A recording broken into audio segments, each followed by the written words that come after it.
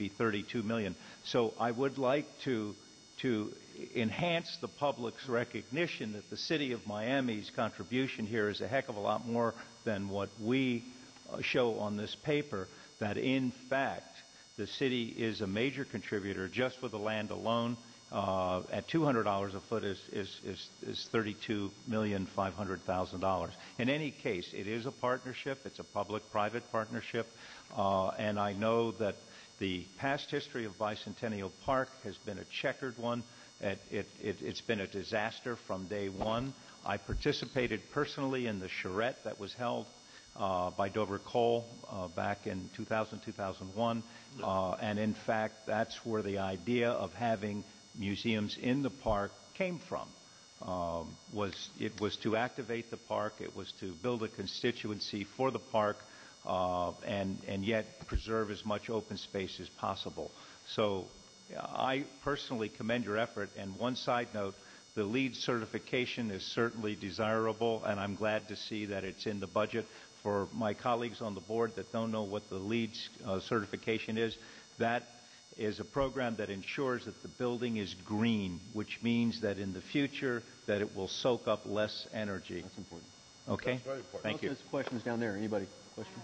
Okay. Let's go down this way. Okay, lady, go ahead. My question is, do you have the majority of your funding to complete this project? We are still what's called the silent phase. We're talking to a small group of trustees and very close friends to the museum. We're trying to keep this figure confidential because of one reason and one reason alone. As soon as we go public with whatever number it is, we no longer have the ability to go somebody and tell them they're part of the initial group that we're trying to build. After it's public, everybody else is, people think, well, why didn't they ask me? But I can tell you, even in today's mortgage market, which is getting very tight, we have twice what one would need to get a mortgage on this sort of thing. We have a substantial amount of money from a dozen people. Our chairs of our capital campaign committee are George Perez, Ambassador Paul Sejas, Craig Robbins, Ella Cisneros, Mary Frank, and these are people who have already pledged substantial amounts of money. If this was a commercial project, we have enough money to secure the loan, far and away. Questions, Ms. Wilson? So your project is on time. It's going to take place, and you got ample enough money to start your project. I'm sorry, Ms. Hattie, is your microphone on? Yes, it is. It's just a little far away, I think. Okay. It's on time. It's going to start, and you have ample enough money to start your project. And we're going to have to, on the issue of the money, we're going to have to reveal in more detail to the county before we can get the county bond money flowing. We're still trying to work out with them. In the county bond agreements, it says we will demonstrate financial responsibility, I think it is. What that means, I think, is up to the county manager. But we're convinced that from any perspective we have a substantial amount of money. So what is your timeline? When do you think? We'd like to break ground in 2008.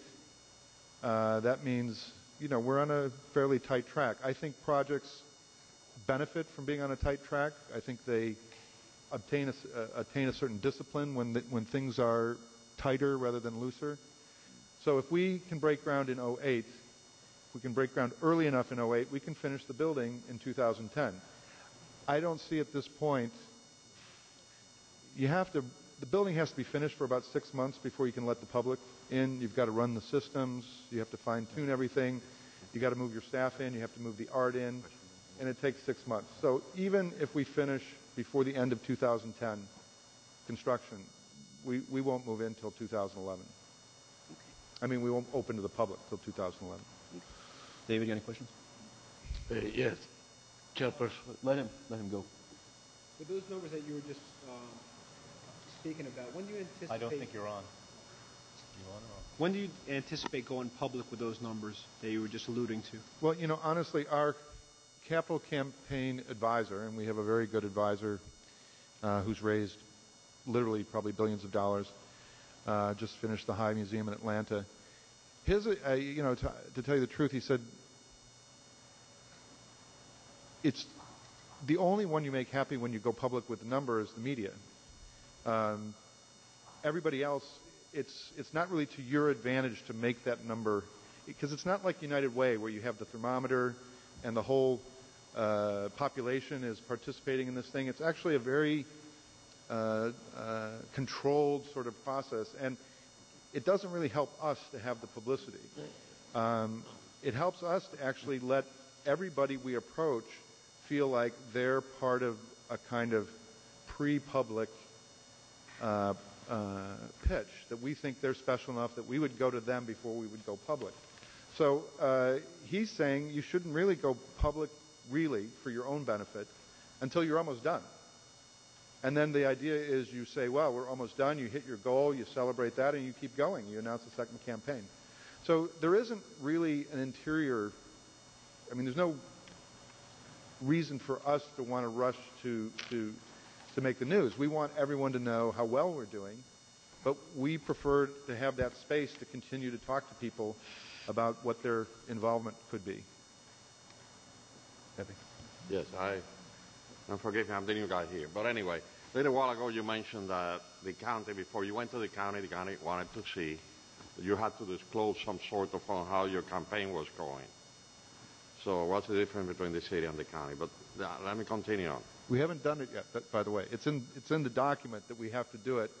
So we're discussing what that means. Well, you're discussing what that means, so I'm looking at it from that point of view. Also, you said this is not a government project. I know it's not a government project. You mentioned it's not like a government project, that it's not run like a government project, but you're coming to the government to ask for money. Being the city of Miami part of the government, the way I look at it anyway. The other thing that it was a question for Mary or maybe the board member. The last time we met, we had an overrun on the bonds, on the first issue, on the parks and everything. Weren't we overrun about X millions of dollars? I didn't look at the new report. Weren't we about $7 or $8 million over budget? Was the $2 million they're asking for now part of those $7 or $8 million we were over? Can I ask you, let me answer that for you. There was $2.8 million. Is that the number that's allocated for the Museum of Art Museum? Is it after the Cooper Robertson fees? Okay, I see 2.8. You said 3.5. Yes. It's 3.5. Well, the question is 3.5 million. The question is a certain number, whether I'm not sure exactly what it was 3.5 million. The Cooper Robertson fees were deducted from that, split evenly by the two museums, and then 2.8 was the remainder. We've previously been approved 700,000, and we're asking for the balance now. I'm addressing the summary you gave us. I don't remember because we meet here often. You gave us a report where we were X amount of millions of dollars over the budget that we're expecting to go. Was this 3.5, 8 million, whatever we were budgeted there? This $2 million, were that part of that overrun that we had? I'm not sure what overrun you're referring to for, okay, then for you said at the beginning, Park. on the parks and everything, where were we? We're on the... There was 3.5 identified for this project. They have only used maybe 700 or 700 or 1.4, and it's only coming from that. The money that they're asking for tonight is only coming from the Museum of Science. Art Museum box. Oops. So it's not coming from anywhere else. And in fact, I had a question for Mary because it says on their contract that it says quality of life funding. I don't know if that's a typo or not, but it really should say Art Museum. That's a typo. Okay.